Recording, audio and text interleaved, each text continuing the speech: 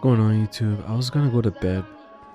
It's 4:20 in the morning. I just uploaded a video on this channel, but there's still a lot to speak about. Alright, so as y'all can see, Alex Pereira got a little beef with Magomed Ankalaev's manager, Ali Abdelaziz.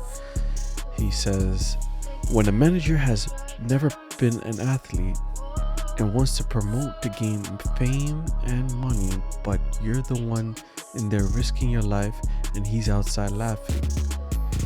So there's been a lot of controversy behind this guy Ali Abdallah. So I'm not gonna go in depth on his background or whatever. There is some controversy behind his background, but I'm not gonna go into depth of that. I'm not gonna go through that. Basically, what I'm talking about is how much of an influence he has on the stuff that Ankalaev says on Twitter, and as well as his other fighters. But if you look through, sorry fellas, I'm so tired. If you look through Ankalaev's Twitter, it really seems like he has some sort of it's them Twitter fingers are in fact Ali, because Ankalaev doesn't speak that good English like that. So as you can see, they have a little beef going on, and I believe Ali responded. Let me see if I can find the tweet right here. Let me see. Okay, here we go. Now it says right here that Saturday night, Magomed Ankalaev fought Alex Pereira in the rematch, and Alex won.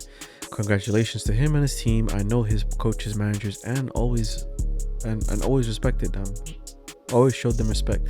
I don't know Alex personally, but I am team Magomed Ankalaev. Whatever I can do to help, I will do it, as long as I don't insult someone's family, religion, or his nation. Everything I think it was a misspelling. Everything Magomed Ankalaev said on social media, he approved it. And if I did help him, it was his knowledge. But at the end of the day, we are in the fighting business. If people get their feelings hurt over something, beat it. As long as no one speaks about you in a bad way, or your family or your nation. Like I said about me doing sports or not doing sports, this is irrelevant. But I have 2 black belts in judo and jiu-jitsu under Master Henzo Gracie, and I also competed in judo and MMA. But in reality, this is not about me and Alex. This is about Magomed Ankalaev and Alex. Alex was the best man on Saturday night, and we take our losses like men. We move on. I don't know Alex, but I don't have any beef with Alex. I respect everything he accomplished, but all along I thought Magomed Ankalaev will beat him. And he already beat him once, and I believe if they fight again, Ankalaev will beat him this time. Oh well, yeah, he thinks he's gonna beat him if they fight again. There's a lot of things that happen with Ankalaev in his camp, but it's for him to speak about, not me. And if I need to talk about it, fuck, I'm tired, I will talk about it.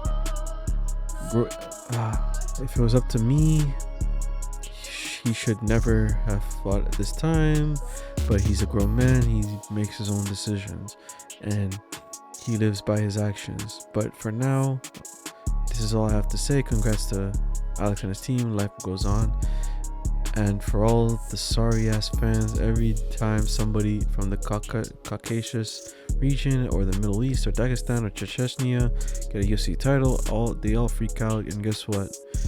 Get used to it, because this is just the beginning. You're a whole bunch of virgins. Okay, so here's what I make of all of this. Right, Ali clearly is the person that makes Ankalaev so dislikable. This is why he has such, I don't know, he has like a dark cloud around him ever since he won that belt, ever since the whole fucking rivalry they had going on, and how they were claiming how Alex is ducking me, yada yada yada. Apparently Alex doesn't duck anyone. He'll fight anyone. He would just according to Alex, the fight was never presented to him. And but Ali is with all this shit talking and whatnot. It's like Ankalaev is like this piece of shit that just talks all this trash on the internet. And it's just if you really, again, you have to look through his tweets. You have to look through Ankalaev's tweets. It just doesn't sound like the shit that he would say for real. Like it sounds like it sounds like someone that actually knows English, knows how to express himself. I feel like he's capping about a lot of this stuff. And the whole thing about him being in the having a fighting background, like, well, I'm pretty sure Alex, God, I'm so tired. I'm pretty sure Alex was talking about, like, as of right now, right? He said, God, can I go back on here? Yes.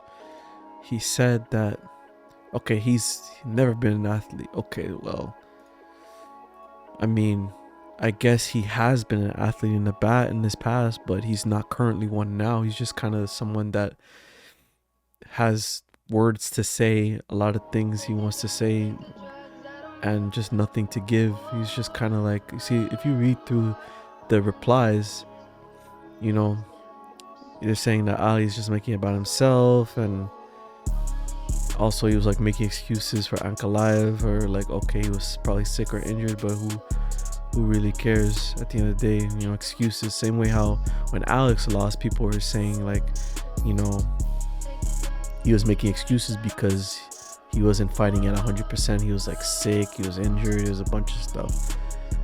But he basically would be considered making excuses. Like Ali is making excuses for Ankalaev, because Ankalaev didn't even say shit, bro. He didn't say shit about his conditions, basically. Let's see what Kenny Okoye says. Please don't take the Pereira approach and make the injury excuse like he did after his first fight. Whether it's true or not, it's just not a good look. Uncle be back. This is just a minor setback. Okay. Man. People are just posting memes.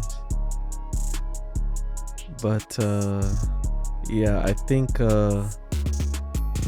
when it comes to Ali, he's very obviously he's biased towards his fighters because it's his fighters. But when it comes to